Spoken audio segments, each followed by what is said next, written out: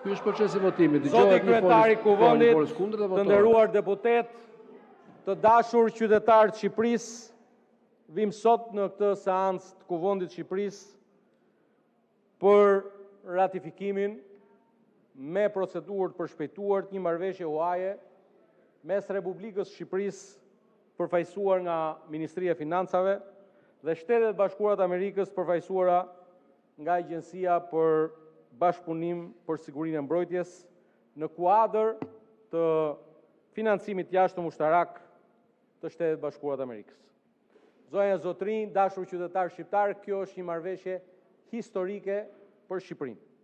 Një marrëveshje me një rëndësi të veçantë për sigurinë kombëtare të vendit, një marrëveshje që konfirmon fuqishëm marrëdhëniet e shkëlqyera të Shqipërisë me aleatin e saj të madh, Shtetet e Bashkuara të Amerikës.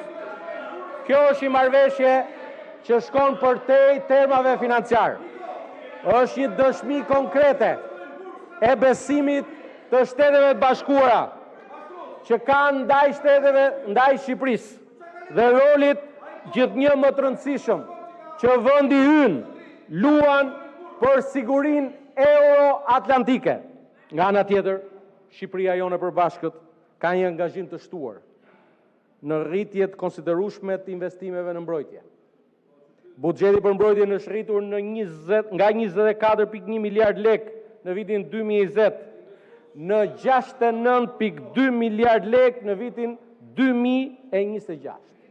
3 herë më shumë, ndërkohë që Shqipëria mbështet objektivin e ri të aleancës për të arritur në 5% të prodhimit të brendshëm bruto për mbrojtjen dhe sigurinë, me Partinë Socialiste në qeverisje deri në vitin 2035, duke dëshmuar se mbrojtja dhe siguria janë prioritetet tona strategjike. Vetëm javën e kaluar, me aktin normativ, kemi rritur shpenzimet e mbrojtjes me 2.6% të prodhimit të brendshëm bruto. Vendimi për organizimin e samitit të ardhshëm të NATO-s në Tiranë është një vlerësim i një rëndësie strategjike për Shqipërinë dhe rolin e saj gjithnjë e më të madh në aleancë. NATO po hyn në një fazë të re zhvillimi, të njohur si NATO 3.0, dhe se Shqipëria po përgatitet për t'ju përgjigjur kësaj sfide dhe këtij realiteti përmes rritjes së kapaciteteve mbrojtëse dhe investimeve strategjike. Shqipëria ka hyrë tani më në një trajektore të re besueshmërie dhe rritje të investimeve në mbrojtje. Siç e thash, sot jemi 2.6%, në 2035 do të jemi 5% të prodhimit brendshëm bruto dhe këto investime përfaqësojnë një investim të drejtë për drejtë për sigurinë kombëtare, stabilitetin e vendit dhe përmbushjen e angazhimeve të Shqipërisë si një antar i DEI NATO-s. Shqipëria vlerëson thellësisht leadershipin dhe mbështetjen e vazhdueshme të Shtetet Bashkuara të Amerikës, të presidentit Donald Trump dhe mbetet përkushtuar ndaj përgjegjësive të saj si një aleate e besueshme në NATO, duke kontribuar për aleancën e cila do të jetë më e fortë, më e sigurt dhe sigurisht më kompakte. Gjithashtu, në këtë frym konfirmohet se Shqipëria shihet sot si një aleate e besueshme, një faktor stabiliteti në rajon dhe një kontribuese serioze për sigurinë kolektive. Pikërisht në këtë frym, pra, zonja e Zotrinj, dashur qytetar shqiptar, vjen sot një marrëveshje për ratifikim në një vlerë prej $302 milion amerikan. Ky financim do të përdoret ekskluzivisht për modernizimin e kapaciteteve të forcave tona të armatosura, përmes programit Foreign Military Sales, duke financuar pajisje, sisteme dhe shërbime mbrojtjes sipas standardeve më të larta të NATO-s. Po kaq të rëndësishme janë dhe garancitë që ofron kjo marrëveshje për partnerin e Shtetet Bashkuara të Amerikës, Shqipërinë tonë përbashkët. Financimi do të disbursohet gradualisht, vetëm sipas nevojave konkrete të Ministrisë së Mbrojtjes dhe pas miratimit të kontratave nga autoritetet amerikane.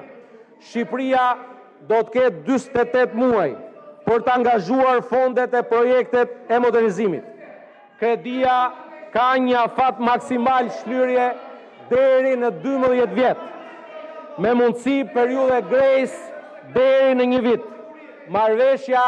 Marrëveshja jep Shqipërisë të drejtën të kryej parapagime, penalitete duke ruajtur fleksibilitetin në administrimin e borxhit publik. Çdo përdorim i fondeve do të miratohet dhe monitorohet nga Agjencia Amerikane për Bashkëpunimin në Sigurinë e Mbrojtjes, duke garantuar transparencë të plotë për përdorimin e kësaj kredie. Zonja e zotërinj deputet, dashur qytetar shqiptar, motra dhe vëllezër, nga këndvështrimi i financave publike, kjo është një marrëveshje ndërtuar mbi parime të plota të përgjegjshmërisë fiskale. Disbursimi realizohet vetëm sipas nevojave konkrete. Fondet përdoren vetëm për qëllimet e miratuara dhe kushtet financiare garantojnë fleksibilitet në administrimin e borxhit publik. Zhurmuesit nuk kanë për të kuptuar kurrë rëndësinë e një marrëveshje të tillë, e cila rikonfirmon se Shqipëria është aleat i besueshëm i Shtetet Bashkuara të Amerikës dhe një antar i përgjegjshëm i NATO-s. Prandaj, mbi të gjitha, kjo marrëveshje forcon më tej partneritetin me Shtetet Bashkuara të Amerikës, rrit kapacitetet mbrojtëse të vendit dhe konsolidon pozicionin e Shqipërisë si një aleate e denjë, e besueshme dhe gjithnjë më rëndësishme e NATO-s. Për sa më sipër, zonja zotërinj deputet, bazuar në Kushtetutën e Republikës Shqipërisë, në rregulloren e Kuvendit të Shqipërisë, kemi propozuar shqyrtimin me procedurë të përshpejtuar të kësaj marrëveshje. Arsyeja pse kërkojmë këtë procedurë përshpejtuar është për nevojën urgjente që Shqipëria të përfitojë sa më shpejt jetë e mundur nga kjo marrëveshje, nga dhe të fillojë me njëherë disbursimi i fondeve të vëna në dispozicion. Drejtje për zotin Balliu.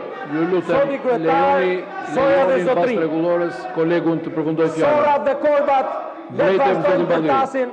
Shqiponja bashkë me flamingot do të vazhdojnë të punojnë për Shqipërinë. Faleminderit.